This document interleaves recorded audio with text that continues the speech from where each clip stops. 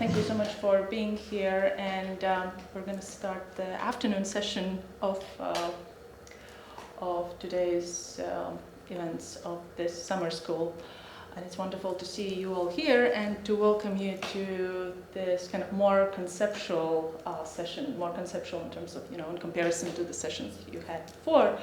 And this session is on the academic careers from a global perspective. And the kind of idea behind the session was the notion that we often tend to think of research careers as in kind of highly individualized terms,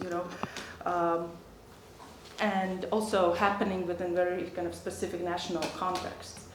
But what we also have to think about is that, and as research also shows, that we have to think of academic careers in kind of more network terms, and also from a global perspective, from a regional perspective, just realizing that the countries where we work, they're connected to other places in the world, and that they have, similar or interconnected research systems and so on. Kind of paying attention to the systemic and structural forces that shape research careers. And basically this session is kind of an invitation to do just that, to think about these issues. And for this session, we have three wonderful interventions. And the first one is from Asli Vatansver, kind of a research-based take on academic careers in contemporary knowledge regimes. And then I have asked Frank Raushar and Liena to reflect on their careers, paying kind of attention to, again, structural forces, systemic forces that have influenced their work lives. So the format here is that I have asked all our participants to, really share their stories, share their narratives for 15 to 20 minutes, and then we have a conversation, just kind of also asking for your participation, for your questions and reflections and comments on the topics that come up in this conversation. So please hold your questions to the very end, and please don't kind of hesitate to voice them after our three speakers. So without further ado, allow me to introduce our first speaker. Asli, she received her PhD from the University of Hamburg, and she's a sociologist of work and social stratification with a focus on precarious academic labor. After she got dismissed from her position as associate professor and banned from public service in Turkey due to her participation in the Academics for Peace campaign in 2016, she has been hosted as guest researcher at the Leibniz Centrum Moderner Orient, Center Marco Bloch, University of Padua, Rework Institute of the Humboldt University Berlin, and again as guest lecturer at the University of Padua.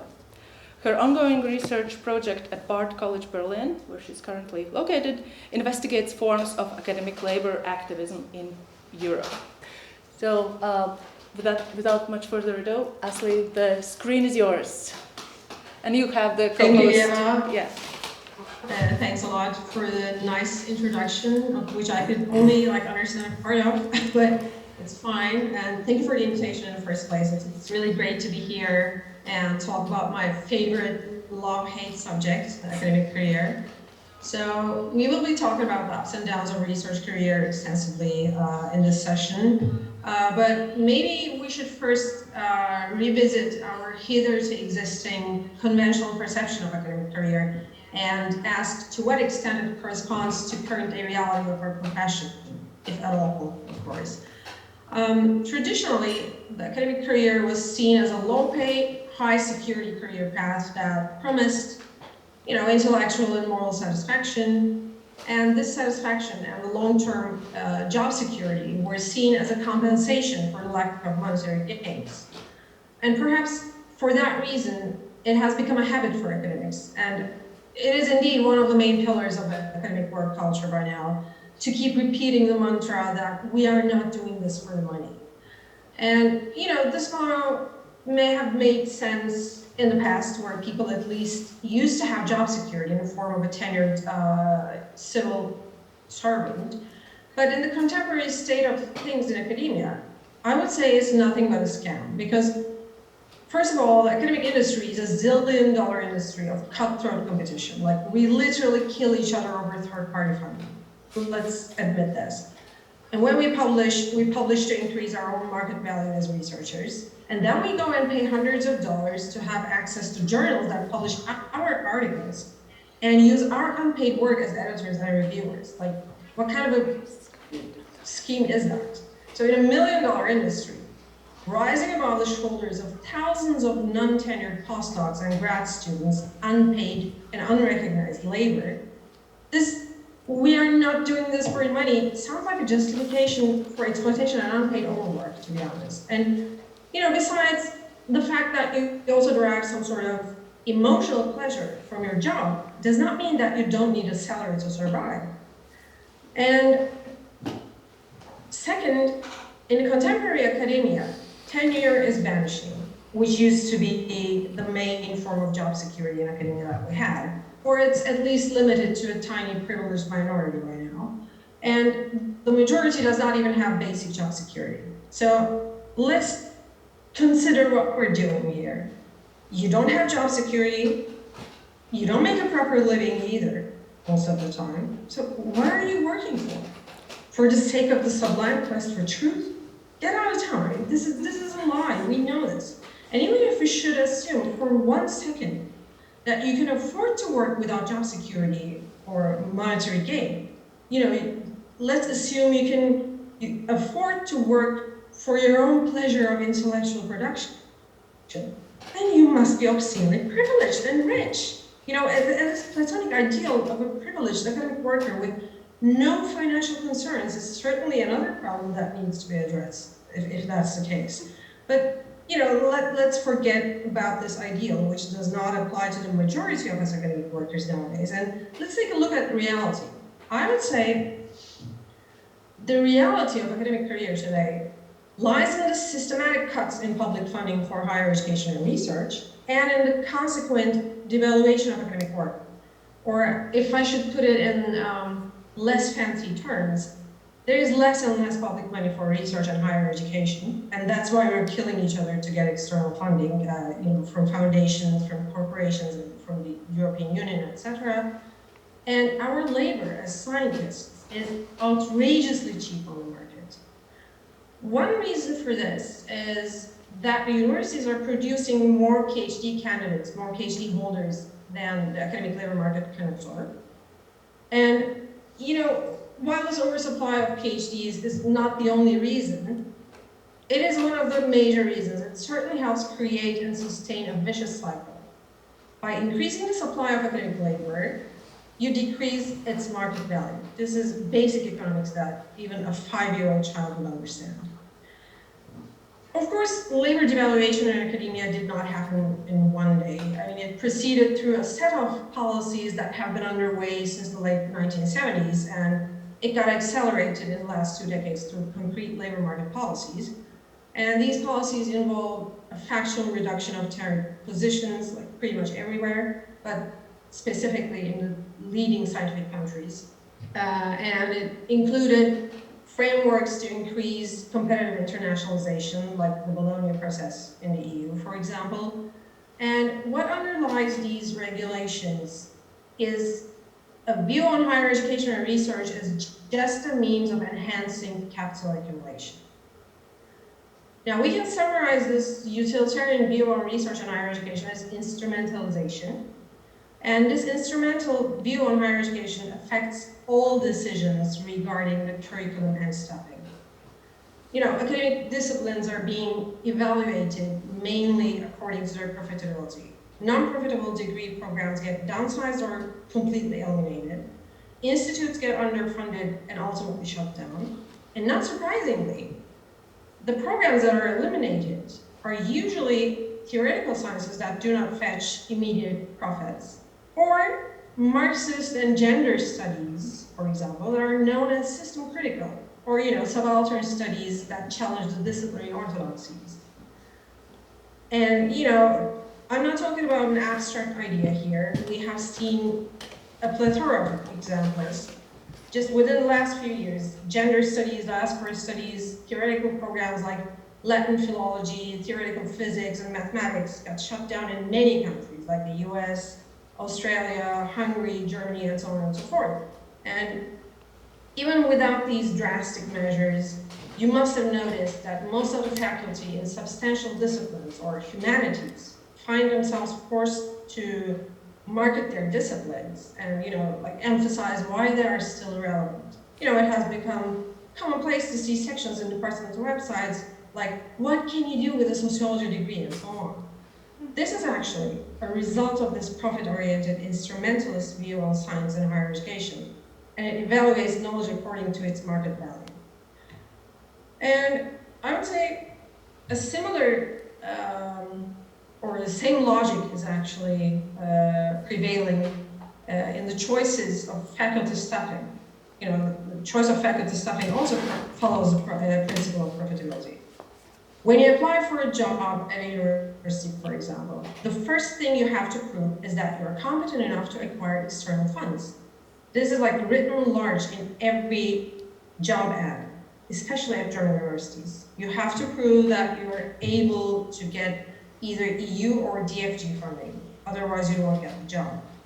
This means that your ability to acquire additional external funds for the university play a greater role than, let's say, your teaching abilities in today's academic hiring procedures. This is the reality. And along with this transformation, there has also been a shift in the way that the universities are governed. You know, you must have noticed this extensive use of corporate business-like language and the hegemony of business-oriented criteria for quality at the universities. And these clearly indicate a managerial term where the idea of management almost becomes an end in itself. And of course, there's an economic rationale behind it. External funding, as I said before, due to lack of public funding, external funding has become the primary financial source at the universities. And it requires extensive organization and auditing, because we're talking about millions of euros here, not small money.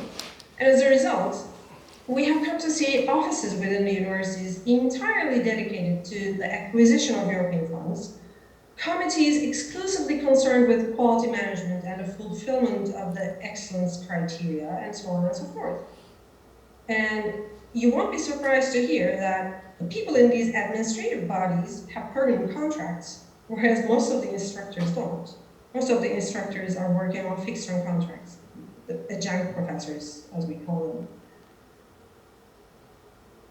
All these developments together, if you consider them as parts of a holistic entity or a holistic logic, you know, the increased weight of market incentives on higher education, the elimination of non-profitable disciplines, degree programs, the exclusion of scholars working on non-commercial issues, or scholars not willing to engage in the competitive international hunt for grants, and the increasing hegemony of the managerial cadres and the quantitative mindset, they all affected the employment practices at the universities. Another facet of this whole corporatization trend is the vanishing of tenure and the rise of contingent labor in academia. As I said before, administrative people have permanent contracts, the academic people don't. Contingent faculty, as we refer to it, actually includes part-time staff or full-time staff off the tenure line, and it includes adjunct lecturers and postdoc researchers working in their own externally funded projects or in another professor's project as assistants, or having like semester-based teaching contracts, etc. And these people constitute the majority of academic workforce at this moment. So, you know, in neoliberal times, we see that job security in academic tenure as the only form of job security is being systematically eliminated. To give you an idea of what I'm talking about, currently, 75% of the academic workforce in the US works as adjuncts. In Denmark, it's estimated around 50%.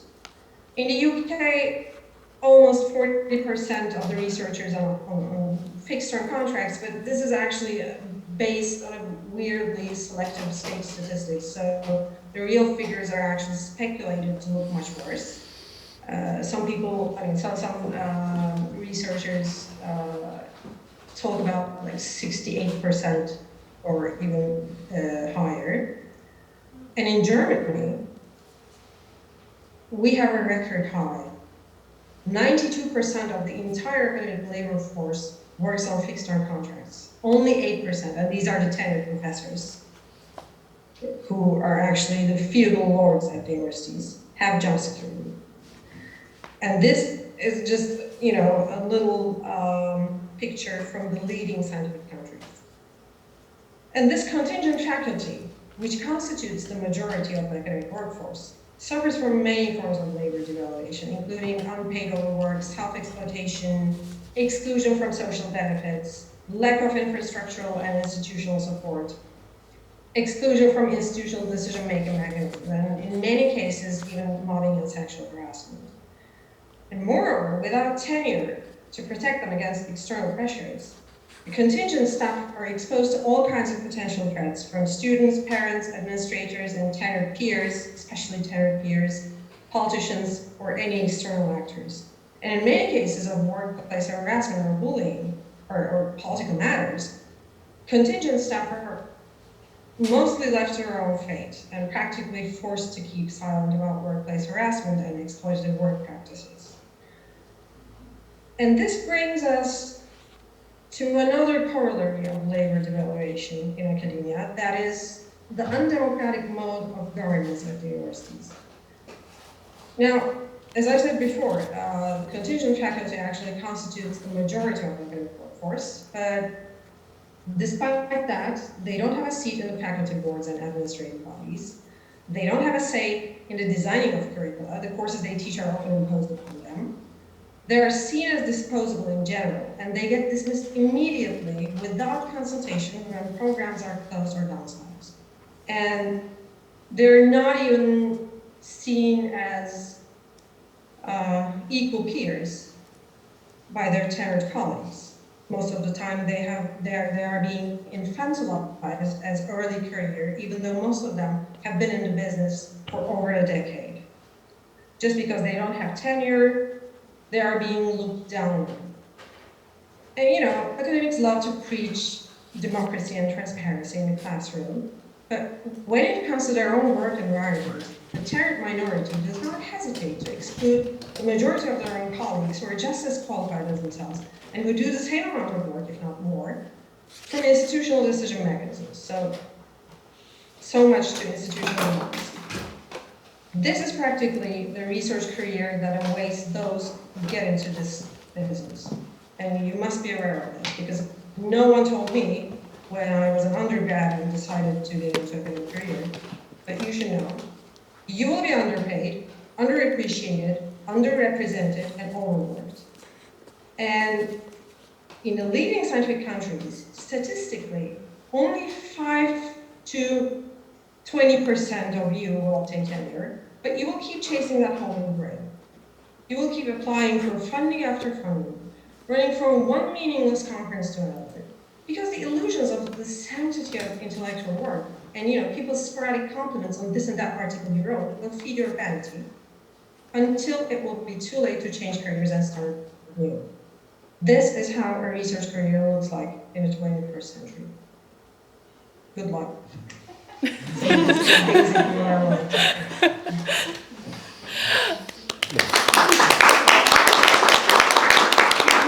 I can hear. Yeah.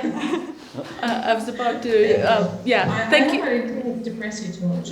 Thank you so much for the insightful and definitely thought-provoking talk. And I could see, you couldn't see, but we could see from here all the nods and smiles and kind of agreements expressed here. And, I think it's a wonderful starting point for a conversation, kind of comparisons we can make with the situation in Latvia and the kind of direction say, our kind of national and institutional policies are taking.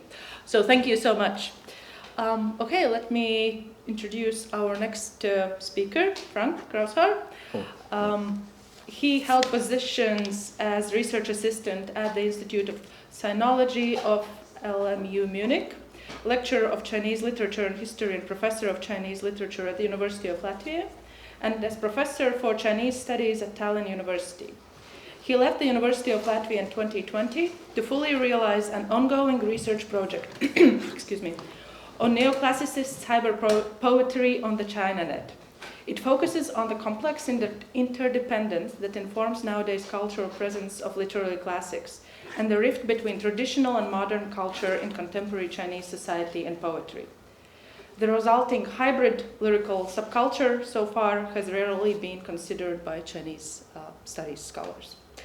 So without further ado, both the screen and the floor is yours. Yes. Thank you, Eva, so much. Thank you also, Asli, for the previous talk, which was very interesting and I think gave a really good survey on the situation we have internationally in Western European countries. And now I'm going to take you back from the, let's say, global perspective as such into a global perspective in the Latvian context. Eva asked me to tell you a personal story of my career, which took 15 years, basically here in Latvia. And at the very beginning, I would like to really stress and emphasize that I'm looking back on that career and with a feeling of very positive feelings. So you should keep that in mind, because the path I'll take you will show you things that seem appear different. Anyhow, it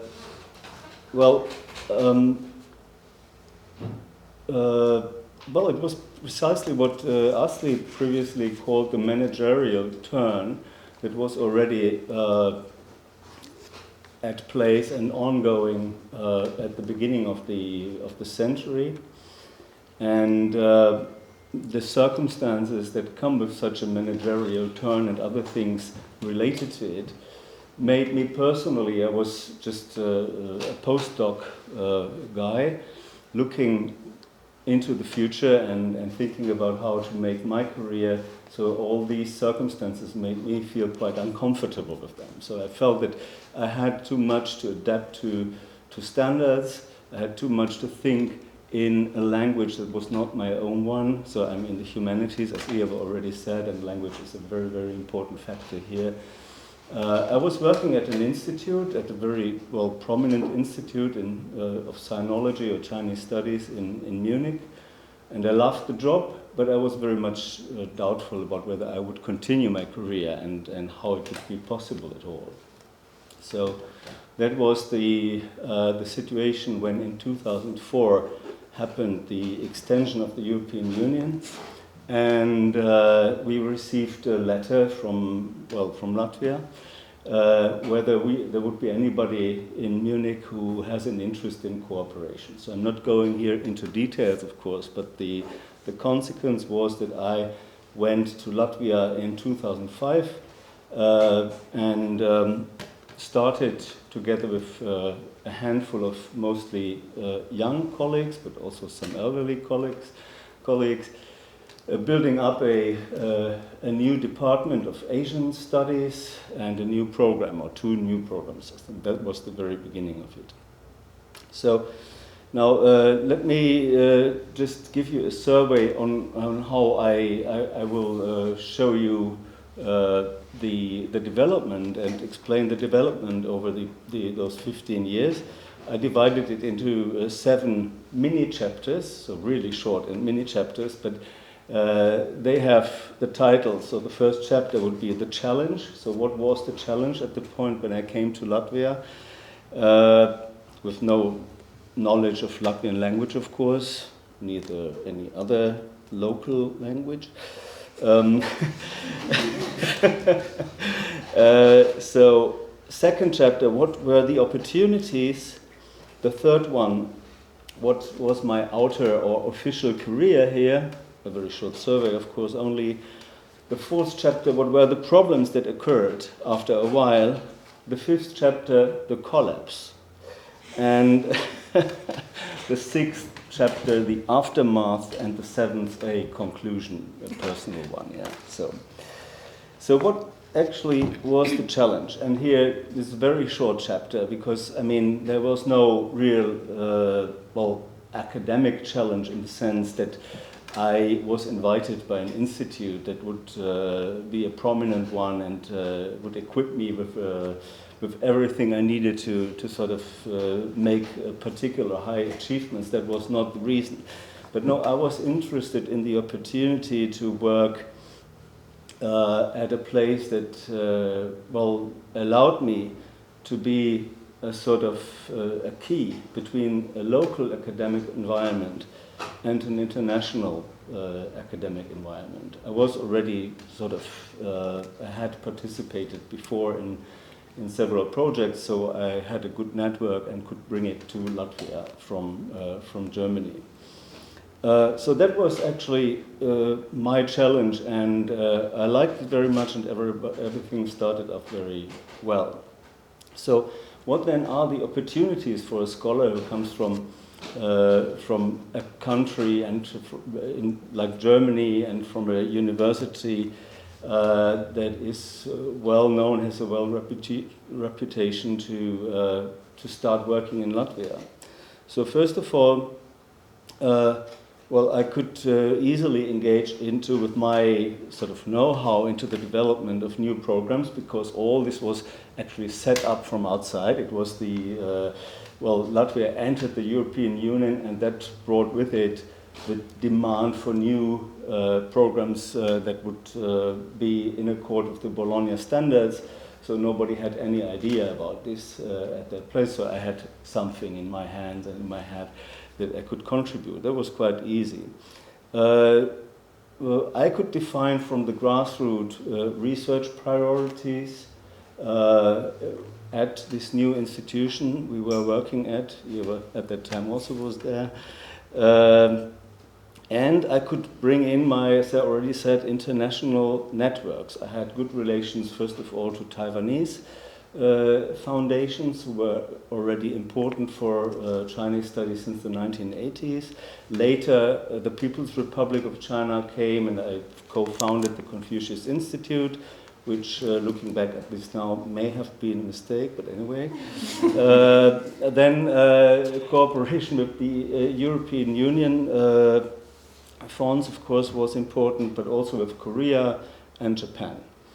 And last but not least, I also had good opportunities to continue my research on a high research level by cooperating with partners, international ones, because it was a completely different situation. In Germany, I had been just a Mittelbau guy, somebody of the middle level, and nobody knew me. Even I would say nobody wanted to know me, because all those guys need jobs, and that creates some uncomfortable situations.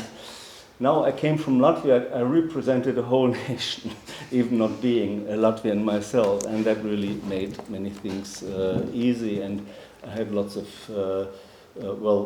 success with this also, I would say. So the outer career then was in 2005. I started just as a lecturer at the University of Latvia. 2007 I was elevated on the rank of a vadošais pētnieks, so sort of a senior researcher, I would say. Yeah. In 2008 I was elected associate professor at the University of Latvia. In 2009, between 2009 and 2014, I was a professor of Chinese studies at Tallinn University on a part-time basis. And during this period, between 2010 and 2015, I also was head of the Department of Asian Studies.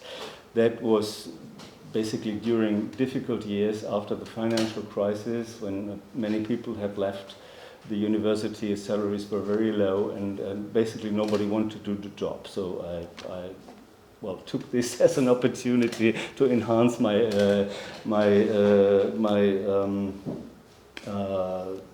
experience. Then in 2014 I was elected professor at the University of Latvia, and between 2016 and 2020 I also was a guest professor at the Latvijas Kultūras Akadēmija, so Latvian Academy of Culture.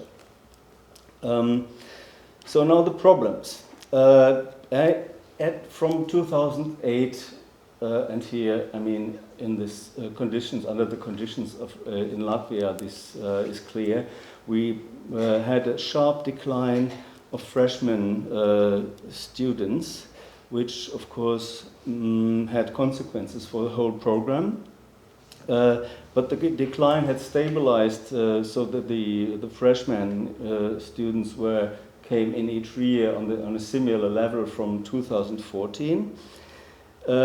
But there was a high inequality between the different various language parts of our program. So we had lots of students who wanted to study East Asian languages, and almost none anymore who wanted to study Middle Eastern languages like Turkish or Farsi. And you see that this created a disbalance and made people nervous within the department. So we had a situation of conflict there. Now the collapse began at the very moment when a majority of those who were working at the department, who were engaged in Middle Eastern studies, voted for using the budget places or the scholarships only for students who were willing to study Middle Eastern languages. In other words, students who would study East Asian languages should pay, and others should come in order to create an environment that would make the impression that we would have enough students there. So there was an argument about this, and basically, as a consequence of this argument, I resigned from the position of the head of the department, because I felt that I would not anymore represent the majority of the people I should represent. So I basically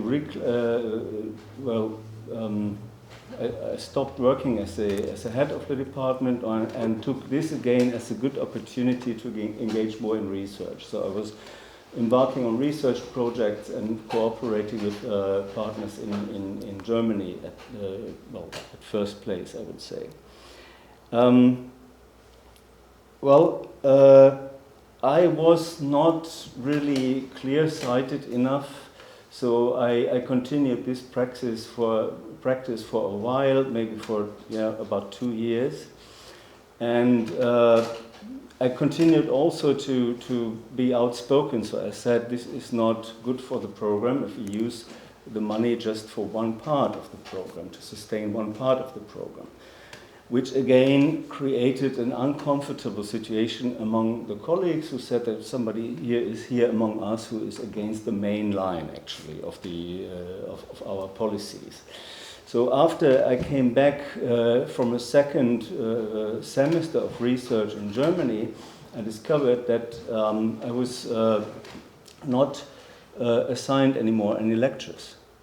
And I was expected to sign a new contract. I mean, it was the same contract, but I should sign new conditions, which would have meant that I would have continued to be a professor of the University of Latvia without salary. So, as you might easily imagine, I rejected this generous offer, and and it took about 2 weeks when I had on my table a letter that declared that my chair was abolished for reasons of enforced how is it called? Enforced redundancy.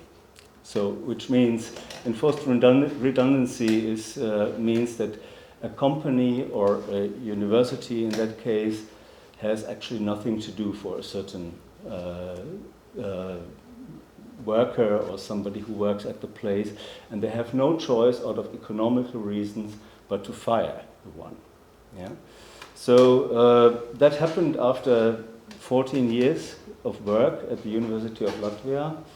I took the university to court because my first election period was to end after 8 months only. So I was really wondering why they had taken this decision. Yeah? And so I took them to court, which they had not expected. And after 4 months, the university made a U-turn. And they certainly abolished all these decisions. So I was not fired, and my professorship was still there. But of course, at that point, I said I'm not going to join the university again, because it was clear that there was no way of cooperation in the environment. So this is the way how everything ended, and I must say that was probably the right time to finish this work, because a couple of years earlier I already started to feel that the development was over, and the sort of the good opportunities I had before were not there anymore, and well, at some point then you must take some decisions, and I did that at this moment. And as I said in the beginning, I'm very grateful for these years I have spent at the University of Latvia, and in case of very different conditions, I would return at any time. But of course, at the moment, I'm working under good conditions in Austria and Germany. Of course, not with a tenureship. I'm probably too old for this. I'm now over 50, so you can't apply for a tenureship anymore. At such an age, that's over. But well, I'm getting along, and I feel quite free in what I do. I like writing, and going to publish the next book soon, and so I hope that there will be a point I could rejoin also activities in Latvia, but that nobody can tell that now. Yeah, you can see that. Maybe this story has helped you to see also how the situation is here for people who really like being here, who come from outside, and who path their way through the environment. Yeah, it's not a simple. It's a difficult situation. I know many people who failed earlier than I did, but I think the situation is still not hopeless at all. Okay. Thank you. Okay. On that hopeful note, Yeah. so we had a story. Thank you for sharing this personal story, Yeah. and as you said, a story from somebody, narrative from somebody who came to Latvia and worked here, and really for a long time, and you still kind of live here, right? Yes. as often as possible. Yeah. And now we turn to Liena's story. Yeah. As somebody who left Latvia to study and to work in institutions in other countries, in more institutions than I thought before. When you said to me the bio blurb, I was like, oh. So let me introduce Lena to you. I'm sure you talked to Lena last night, and she led the discussion last night, but still. So Lena Spružaniec is an early career scientist. She acquired her PhD in 2017 from the Macquarie University in Sydney in the field of geology. During the past 10 years, she has led a very nomadic academic life, moving between 6 countries and 8 different research institutions. trying to build an academic career, working on questions mainly concerning the tectonics of the Earth's crust on the micro scale. But now, after 2 postdocs, she decided it is time to try something different, and this autumn will be going to the University of Glasgow to start as a manager for the electron microscopy facility of the School of Geographical and Earth Sciences. Thank you. So the floor and screen are yours. Yeah, I have to comment on Ashley's talk that I actually recognized a lot of things she was talking about, and we used to have almost weekly conversations with my colleagues, PhD students and postdocs, about all the things that are wrong with academia and why are we doing this to ourselves.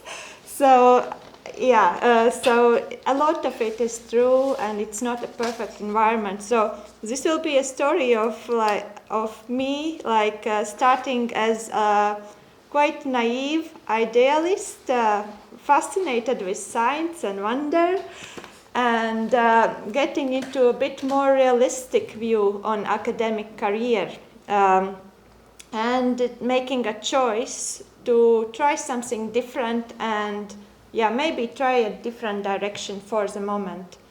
So basically, my path is not very typical for Latvian students, but I think it's quite typical for international early career scientists, because a lot of my colleagues move between different countries quite a lot. Maybe I took it a bit to higher degrees than they, but it's quite, a lot of things are quite similar.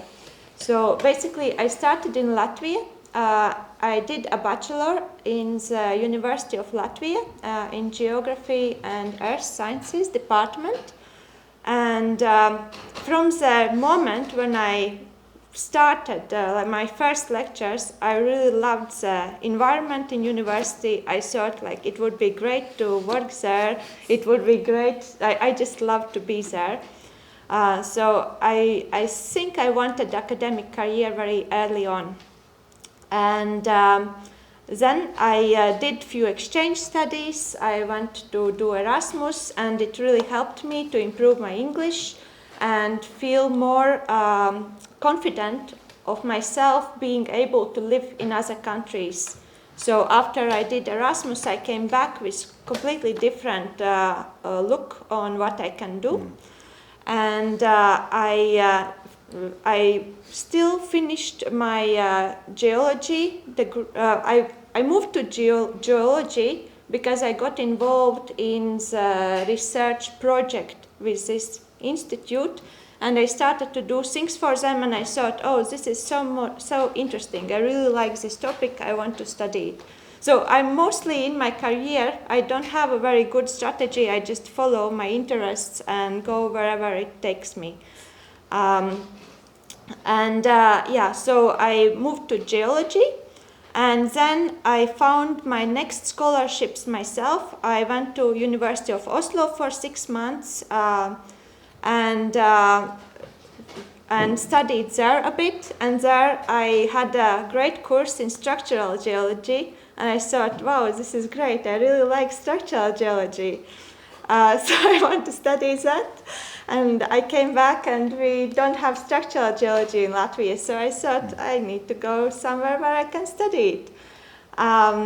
But before that, I was actually trying to apply for few PhD programs in different countries.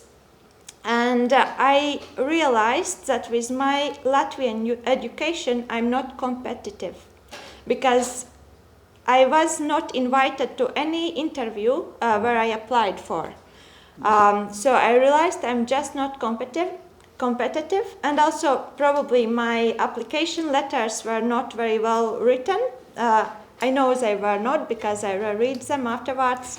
I did not give them to anybody to read, which you should usually do, because it really helps to improve. Then I decided, okay, I need to become more competitive, so I need to do another master degree abroad, and then I can get a better better opportunity for doing a PhD. So as I have studied in Oslo before, I decided I'm going there because I knew the environment a little bit. And I applied for a master program in Oslo, but not in the university, but in a smaller research center, which was very focused on research. It's called Physics of Geological Processes, and it's very well known in my field. And it had maybe 6 master students, and all the others were researchers. And we took courses for the first year, and the whole second year we spent working on a research project. And even as a master student, each of us had 2 supervisors. And another thing what I really liked about it, when I arrived, we had coursework. They were doing interdisciplinary programs because they had geologists and physicists taking the same degree. And we could choose some courses, but on some courses they threw us together. So we learned how to work together. And we did, even as a master students, we did a project on rocks in Norway, trying to figure out how they attract CO2. They do reactions with CO2. So we were studying these CO2 reactions in these rocks, and it was quite a new field in general. Nobody knew answers to any of the questions. We went to teachers, they could not tell us the answers. They told you have to find them. And then you can use these reactions to maybe make some technical solutions for dealing with climate change by attracting CO2 to rocks artificially. And they threw us on this project together with physicists, and we had to work together, and we had to explain each other what we are doing. So that was really fascinating for me. I have never seen anything like that happening. And also the research was great. I wanted to have a project with my structural geology teacher, but he was very busy. But there was another teacher who wanted to give me a project. Every time I walked in the university, he called me in the office and said, "Lene, come in. I will show you some interesting features in these rocks I'm studying now." So he was really trying to attract to his project. And I was quite stubborn. I want to do structural geology. I want to do field work. I don't want to be in lab. And then once he took me on the field and I saw the rocks and I was completely sold, I said, okay, I'm doing this. I really like this. So, so I did a project with him, and he is also a very well-known person in my field. Everybody knows his name. So this is kind of research institute where you are very inspired working with these kinds of people. Then I finished. It was very hard. We really had a hustle culture in this department. And I was also very into this kind of culture. I believed if I want to do something, I can do it. I just have to put enough work there. All of master students were spending huge amounts of time in this institute. We came in at 8 in the morning and we left in 10 in the evening. And it was it kind of made you to come there because you see that everyone else is doing that, so you feel like it's not proper not to be there on Saturday. And I even felt proud having my first 3 months in this institute without any day off, with spending every single day in the institute. I became a bit better. And this is really a wrong mindset, because you should not be doing this. It's very toxic, and you should not be proud about spending your weekends in the office. You should, it's not right. Like, nobody should work 7 days in a week and 12 hours a day.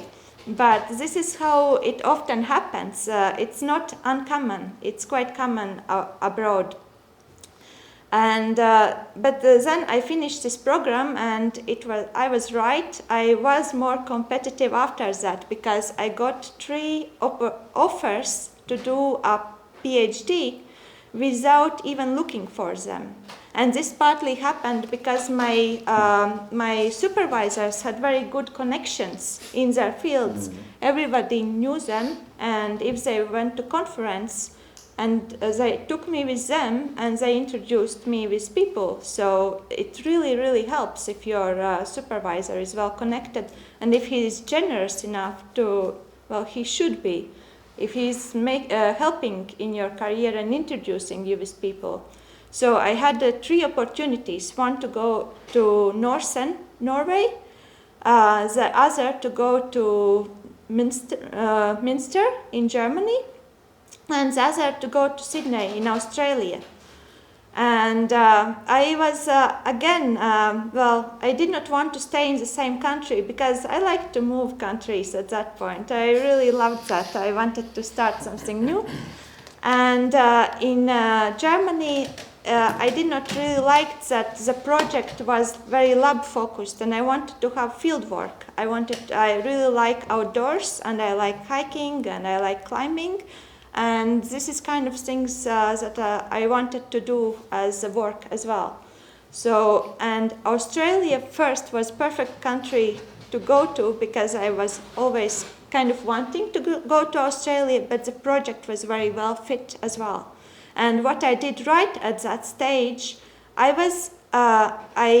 got this offer in a conference, and because I was discussing my poster with somebody I knew, and this person, my next supervisor, came by, and she was interested in the discussion, and we kept the discussion, and then she told me, oh, by the way, I have a PhD project. And that project was a perfect fit for me, but I also, in this conference, there were a lot of people who knew my supervisor, and I was going to them and asking if they can tell me something about her, what kind of person she is, what is it to work with her. And I think this is what you should do every time when you are choosing PhD, if you have a choice. Because just to get a feedback about the person you will have to work with, because PhD supervisor can make or break your career. I have seen many other PhD students who had really tough time with their supervisors, and they left science straight after they finished or did not finish their PhD.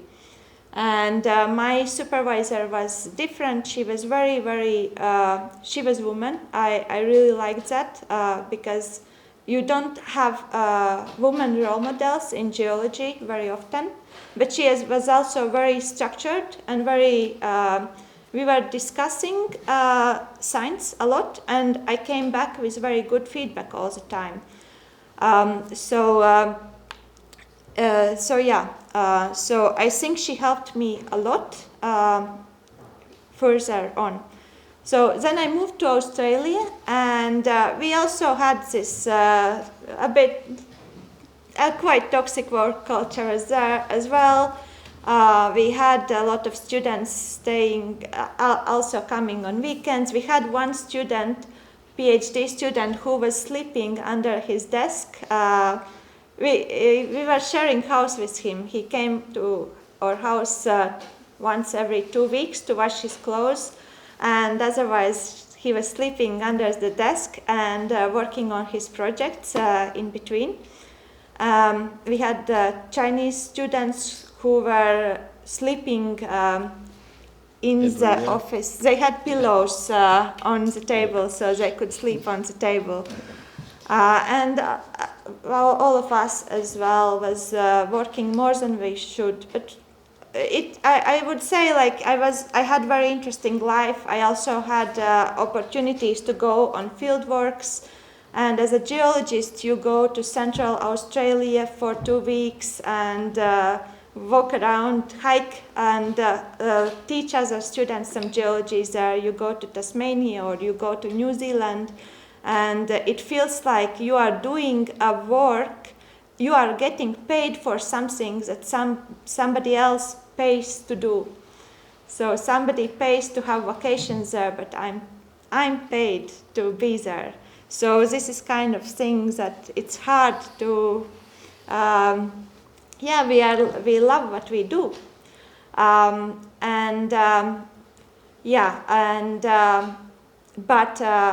During this time,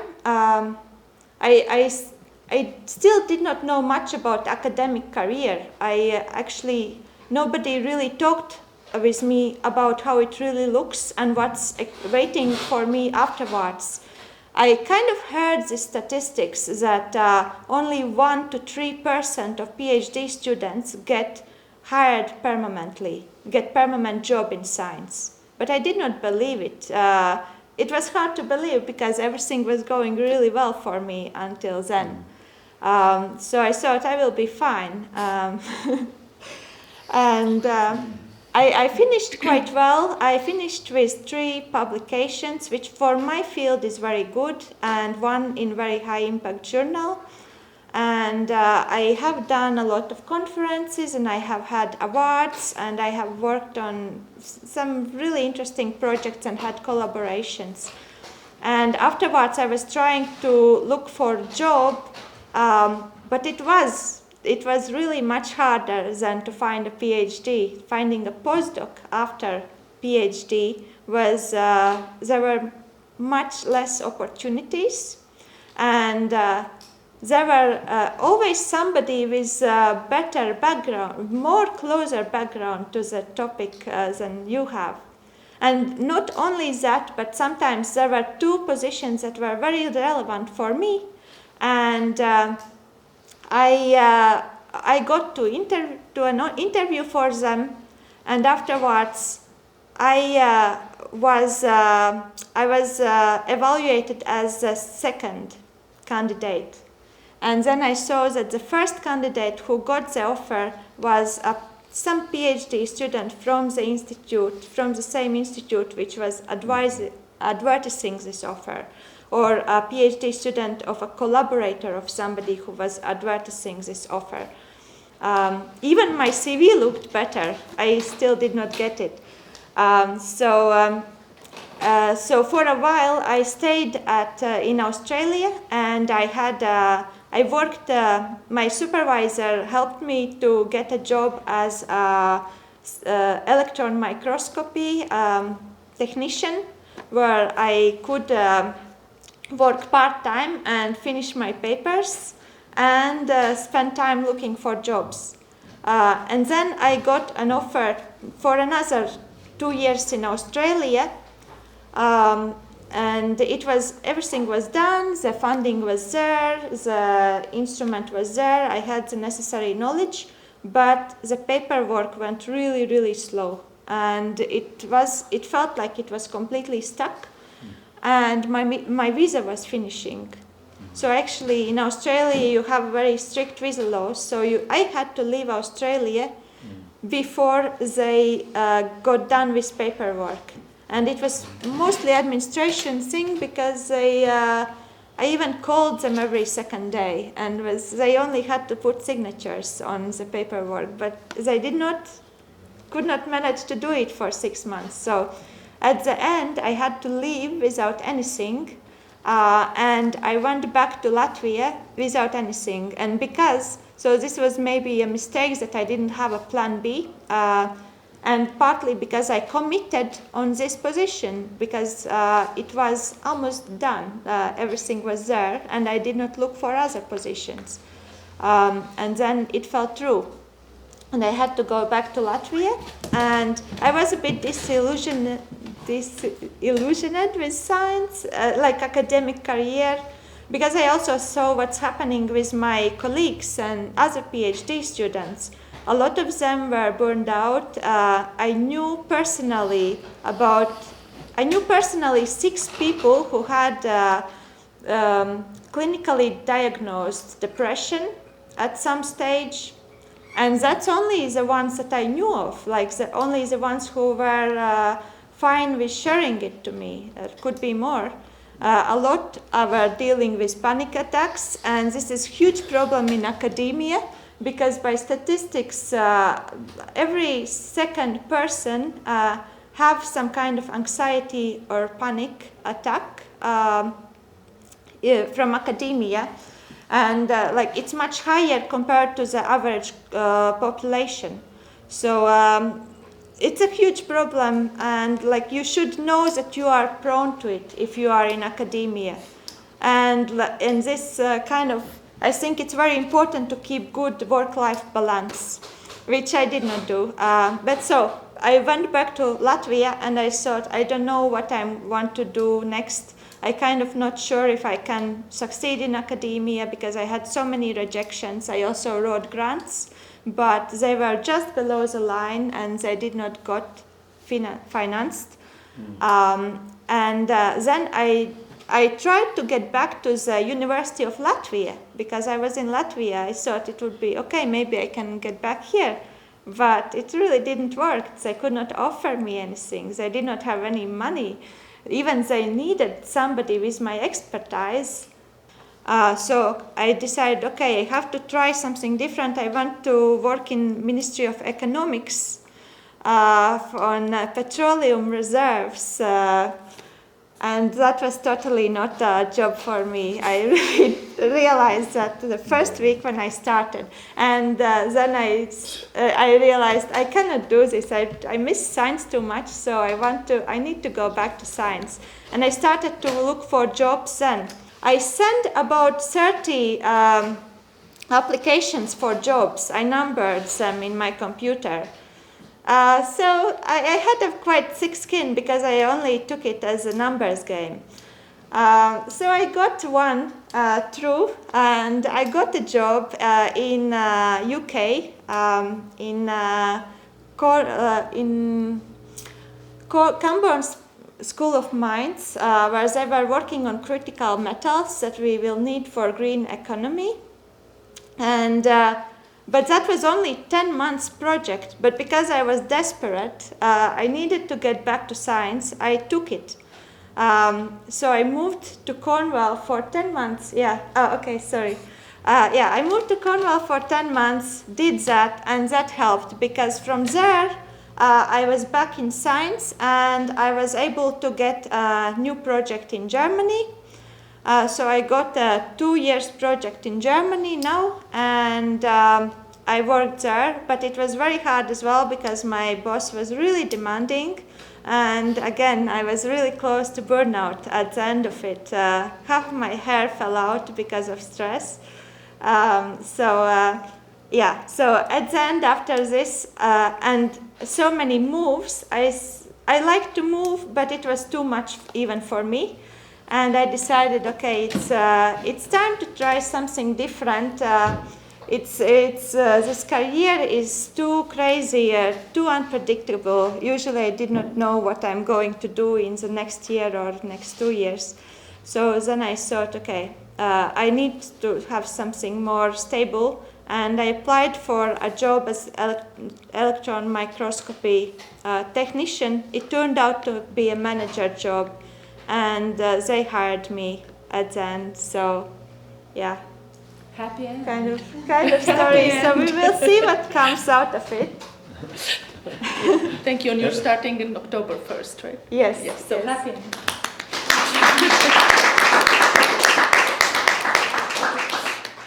Thank you so much.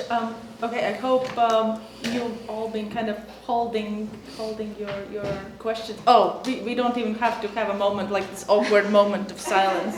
So we have the first hands up. And I in fact have 2 questions. My first question is whether, I mean, you portrayed a very realistic or maybe pessimistic view of academia, but my question is whether there is some kind of sweet spot or transition to something more stable or convincing, and what is that point when you feel more confident in your academic career? Whether it's maybe some kind of postdoc transition or already in the PhD, or I mean, at least for you, when was this transition to feeling relatively comfortable where you're at. The second question is regarding COVID and digitalization, the proliferation of online courses, whether you feel that as a threat or something contributing to your careers in academia or the field in general. Well, it was asked whether there's some hope in this situation. Did I get it correctly? Yeah, if there's a point. Of course, there's always hope. I mean, pessimism of the intellect, optimism of the will, as Gramsci put it. We should not play Pollyanna when we look at the structural reality, but we should always remember that the human willpower and the human subjectivity is still there at play, and especially when you think about collective resistance venues, of course there's always hope. And even in academia, which is a sector marked by very low labor activism and very low unionization rates, there are some grassroots networks in Germany, in Portugal, in the UK, in France, in the Netherlands, and people are trying to change things, like at least raise some awareness about the employment relations in academia, and this is a start. I mean, this, of course, change does not happen from one day to the other, but there's always room for agency, I would say. And regarding the second question with COVID-19 and the increasing digitalization of teaching, well, during the pandemic, it was a necessity, and it was, I mean, the digitalization of teaching activities has been underway for some time now. Of course, COVID accelerated it. There's no point in denying technological advancements. There's no point in rejecting them. Our aim should not be to go back, but forward in everything. We should not confuse reactionary nostalgia with system critique. So digitalization is, once it's there, there's no way to stop it. You might as well try to turn it to the advantage of the academic working class, and this is what we should do. If you ask me how we should do it, I don't have a concrete answer yet, because it remains to be seen, but we cannot stop it, this is for certain. We should find a way to renegotiate the terms of teaching on that basis. This is what I would say. Well, maybe let me share my ideas about these questions, or shall we turn to the next question? No, I think. So, okay, well, about digitalization, I'd say that I don't see any positive aspect in this, because I don't see any necessity for it, except for the pandemic circumstances, of course. Otherwise, I don't see any necessity, because it doesn't bring any improvement. So, at least in our sort of environment of the humanities, I mean, and the threat behind it is that it might, well, I don't say that it will happen, but it might lead us into just another of those situations where you have a new business that develops its own dynamics, that sort of influences the whole academic environment and is not good for us. I mean, by us I mean the teachers and the students. Because, I mean, what are we actually doing? It all depends on interaction, on direct interaction in the auditory. There's nothing that can be improved on that, in a way. Yeah? But of course, I mean, we had a lot of use from it. I also taught endless lectures and seminars on the screen, and my experiences were, of course, of different kind. But in general, I see that the whole talk about digitalization, I mean, in academic teaching now, not digitalization as such, but in academic teaching, the whole talk about this is very much smacks of a new sort of attempt to open business for the software industry, and this is not going to be our advantage. So I think here, as Asli said, maybe we can't do anything about it, but maybe we can at least think about how to resist it for a while, and if we have one time and gain time, then the situation might change and things might at the end develop better than if we would not resist at all. And just very briefly about this, the second question was... if there's a point when you start feeling comfortable in an academic career. Yeah, well, I mean, of course, as long as you have the feeling in your career that you are on a rising path, that you are able and you have the possibility to obtain a tenureship, and you really do it, you can feel satisfied with these things as soon as they are achieved. But the danger, I think Liana has told us, made it very clear, the danger is that at a certain point it stops, and you simply can't really improve on your career anymore, and you're lost somewhere in the middle. That's a fact. Yeah. And the worrying thing is that at least internationally, we do not hear enough about the other things we can do. We are really focused on the research project. We are really focused on the academic career. Everybody is only doing their thing because that's the interest in their supervisors. They want you to effectively do this project, and they don't want you to do side things. And this reduces your opportunities to look for careers somewhere else. And another thing is, in academia, it's often considered a failure if you cannot continue in academic position. Even knowing that only 3% get permanent jobs there, it's still considered to be failure if you go to industry or somewhere else. And we do not hear enough about these things. Yeah, I think it's good to try different options. I had this chance to work a bit on electron microscopes, and it really increased my opportunities to find something besides. I don't have to rely only on the academic career. Or I worked a little bit in startups in Germany with some startup company who was doing some research-related projects. And again, it gave me another edge that I could use. So it's a little bit a trap if you are really focused on just the project and nothing else. Thank you.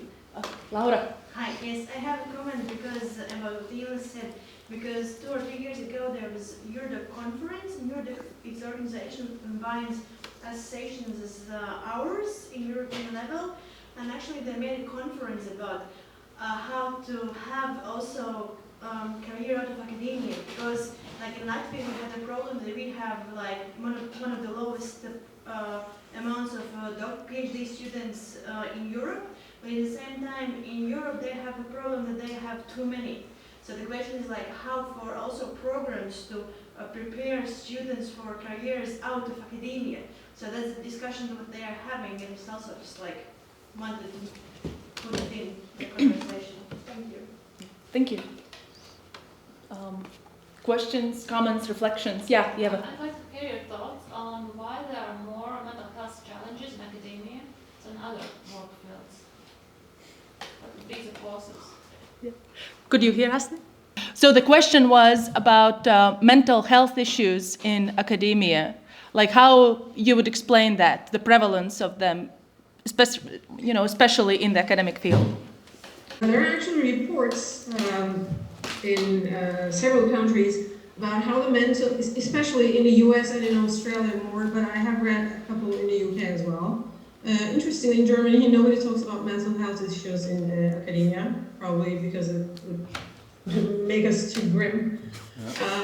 Anyway, there are reports that indicate a drastic rise in mental health issues among academic workers, which is understandable. I mean, I'm not from the discipline of psychology, I'm a sociologist, but even the basic human logic would tell you that people working under extreme stress and without job security, people who have high dedication and a high level of occupational identification and yet feel unrewarded and underappreciated all the time and are plagued by future concerns cannot be mentally in a good place. I mean, this is basic logic. You can imagine, like, I can give you examples from myself and a lot of friends of mine who are struggling with these issues. Like, every time you get a scholarship or a research funding for, I don't know, from 6 months to 2 years at the most, at the beginning you feel good, but within a couple of months you start thinking again, and like, you have to send application after application without even being able to enjoy your previous achievements, without being able to digest what you have done so far. You are always concerned, you are always stressed, you are always thinking about the future and how you're going to pay for this and that, whether you will find anything after this scholarship period, whether you will find yourself homeless in 2 years from now, and you cannot be in a good place mentally and emotionally, of course. This is just logical. Well, maybe I also give a brief answer, just coming from my view on it. As Asli said, in Germany and also in Latvia, these problems are not really openly discussed, and there's done no research is done on this. But if you are for a while in the environment, then you see it everywhere. And well, okay, my answer to that is quite simple. The reason for these mental health problems is the only solution one has to get through successfully or not one's academic career. And that means nowadays that you have to work on projects which are limited in term. And that is a stark difference from the situation like 10, 15, 20 years ago, when a young researcher would just get a job for 6 or 10 years or maybe for quite a long time, and then he could really plan his life or her life and continue a successful career. And because, the problem is these projects are often very short. Sometimes they are long, sometimes, but mostly rather short. And if they are, the project stops, then you are, well, without anyone who protects you, mostly, yeah? And you have to look for a new job. So if you are good and you will succeed to get the next job in another project. But this is often is going to continue for quite a long time. And the older you grow, the smaller are your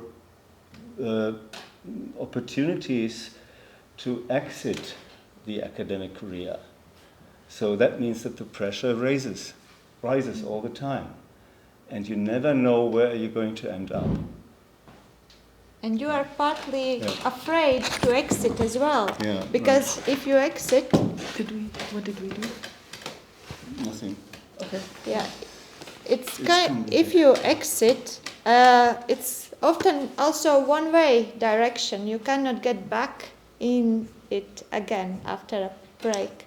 Of course not, so, yeah. Plus also the long work hours, because it's kind of hobby, but it's also work. And I think nobody can sustain 12 hours or 10 hours a day for a long time.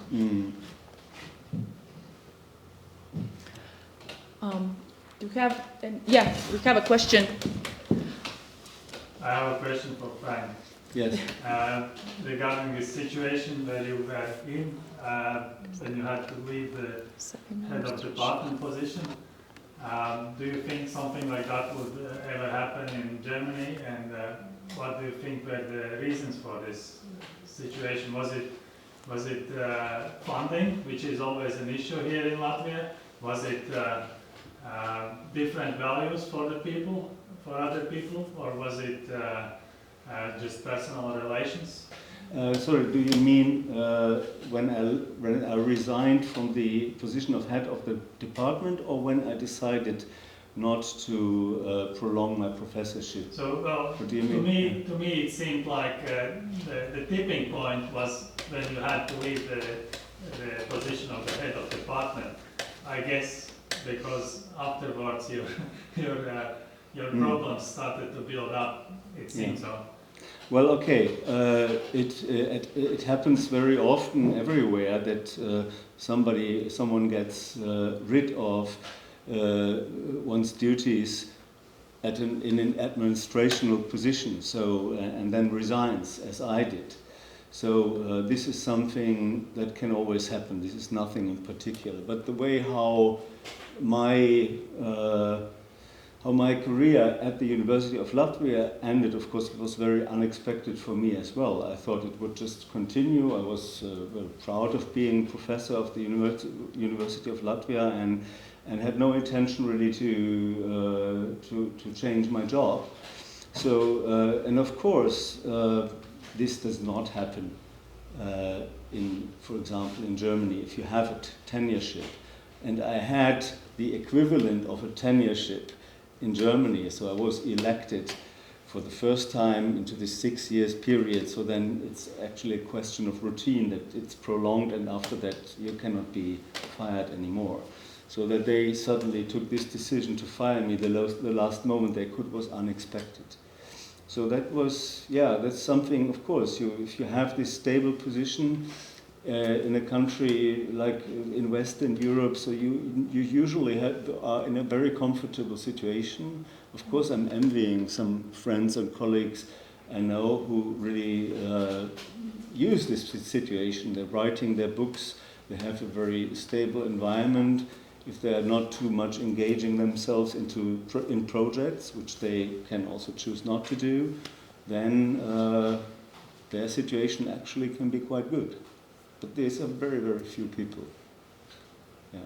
Well, what do you think are the underlying issues? I mean, there must have been something, you must have thought about this. Why did it happen? Was it just someone who didn't like you? Yes, that was all. But it basically comes down to you know, and the thing I thought maybe in that sense I didn't really become ripe enough for Latvia. So I still thought it's the University of Latvia, it's a state institution, so you can even hate each other, but the institution will sort of outbalance it, and you have to get along with each other. But no, it's not like this, unfortunately. Yeah.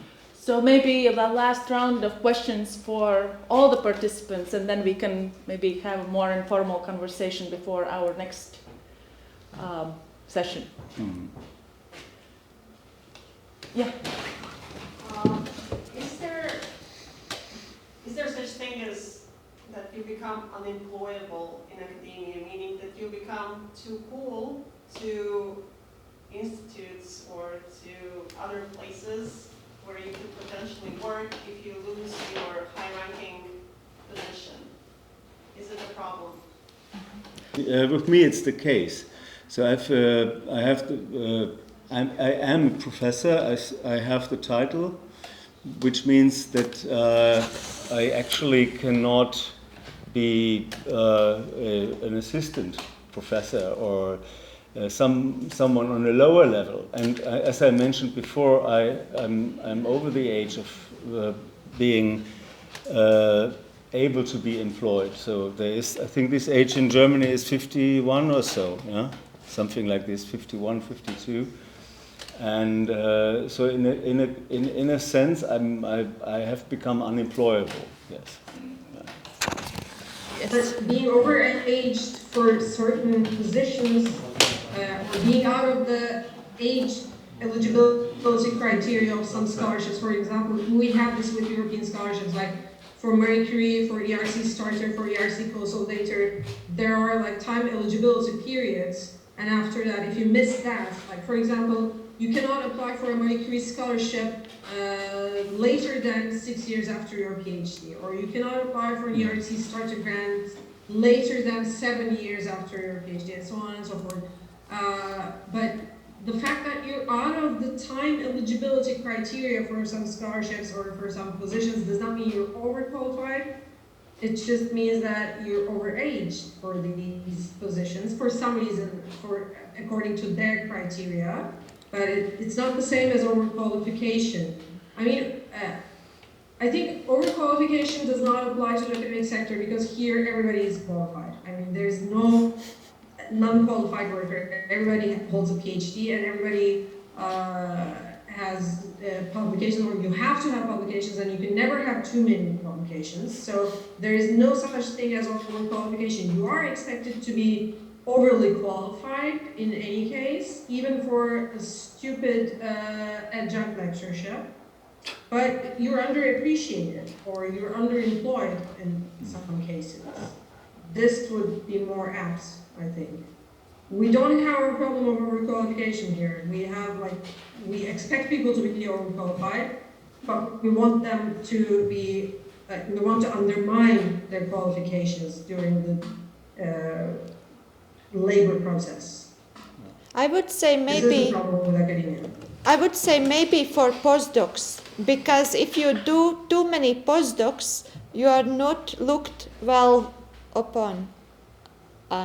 Like you are supposed to do 2 to 4 postdocs and then you should get some kind of university position.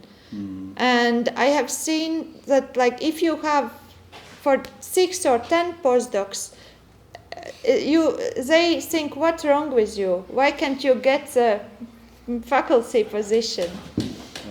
Sometimes, maybe not always. Postdoc is a tricky thing. I mean, nowadays everybody's postdoc. I mean, I should be professor by now, actually.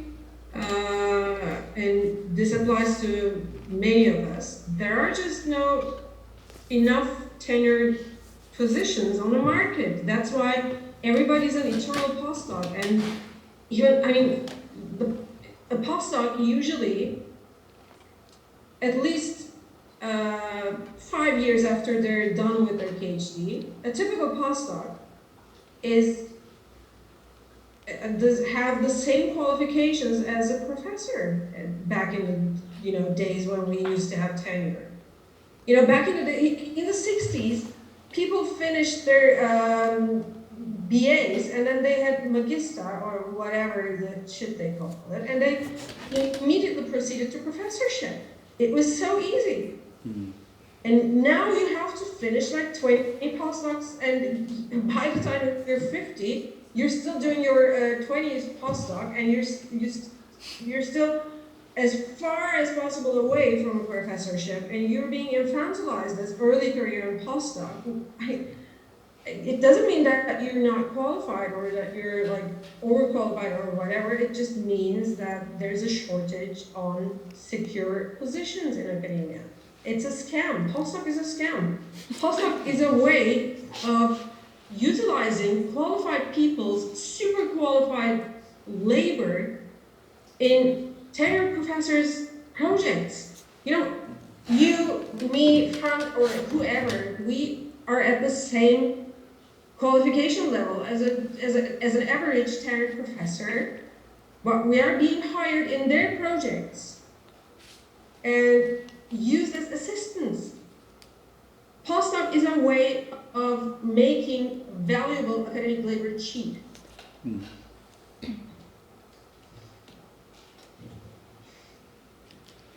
There's a moment of silence here on that. And a smell of depression. And I think actually this is more for PhDs even, because PhDs are even cheaper labor than postdocs. You have to pay twice as much for postdocs than for PhD. And that's why there are so many PhD positions, and then you get much, much less postdoc positions. We are all eternal postdocs. Yeah, okay, one last question before we... No, actually, it's just a comment with regard to what you just discussed. Well, we are looking at this from researchers or professors or whatever postdoc position. But look at this from government or from a taxpayer position. Of course, they want to pay the least they can for getting the research done. So, I mean, this does make sense. So we just have to fight for our own careers and for our funding. But I mean, this makes perfect sense. Well, that it is as it is, and we should not really get into this illusion that it will ever be as it was in the 60s. So this is a very competitive field. It will be even more competitive. Look at the Olympic Games. There are also people who want to do what they love, and they want to get paid for this. And there will be only few who will get the medals and they will get paid. And there will be hundreds who will not get the funding afterwards. So, I mean, this is something that you have to always think about. Don't get too much into this illusion that this is something that you deserve just because you are so smart. Did you hear it?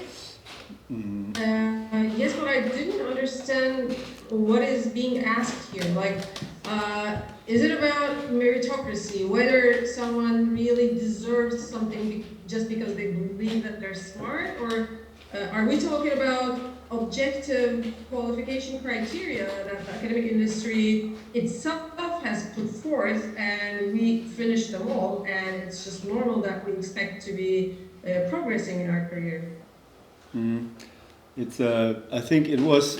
I think it was meant as an advice. Am I right? It was just a comment. It was not a question. No, okay. I'm sorry. I was kidding a bit. Yeah. It was a provocative comment, so maybe you can share your. No, I think, but of course, I agree with Asli that it is not okay, and it is not just to blame on the people who are still postdocs. And but on the contrary, the fact is, as already has been mentioned, that the academic system is relying on these people and exploiting them in a way, of course, and not only in a financial sense, but also in an emotional sense, in a personal sense.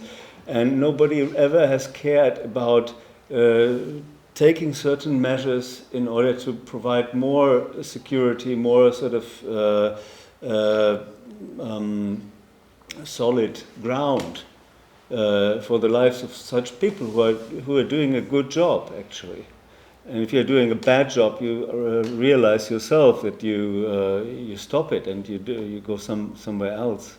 But also this, after a certain time, and if you have worked for 10 years in the field, you're certainly not a bad researcher, somebody who's at the wrong place. Yeah? So here is something really fundamentally wrong. That's absolutely undeniable, I think. Yeah, Asli. I agree, and I would even go one step further. This problem that we're talking about with regard to the academic industry is not a problem of the academic industry only. What we are witnessing right now is the shattering and trampling of the entire liberal geoculture of the capitalist world economy. We are talking about the broken promises of liberalism.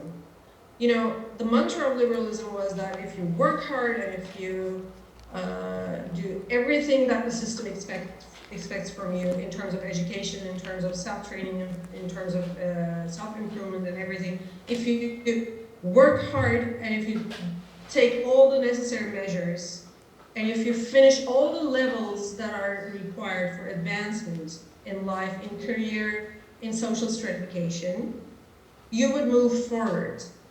That was the basic promise of liberalism. That was what actually distinguished modern capitalism from feudalism, where people were born with some God-given rights. Mm-hmm. In capitalism, we used to be, or we were told to believe that everything was a question of merit. And if you work hard, you would advance in life, no matter where you were born or under what socioeconomic circumstances. But after almost 200 years of industrial capitalism and liberalism as its geoculture, we see now that this is not the case. Nowhere near the case. And not only in the academic industry, but in the entire world system, in every sector. That's why people, especially the younger generations, are so frustrated. That's why everybody is so depressed. That's why everybody is so unhappy and pessimistic. Because we have seen that no matter what you do, no matter how hard you work, you may probably never make the progress that your less qualified parents have done during the welfare era. This is the fact of the 21st century. And this is not only the story of academia, this is the story of all our lives. Thank you. And on this note, thank you all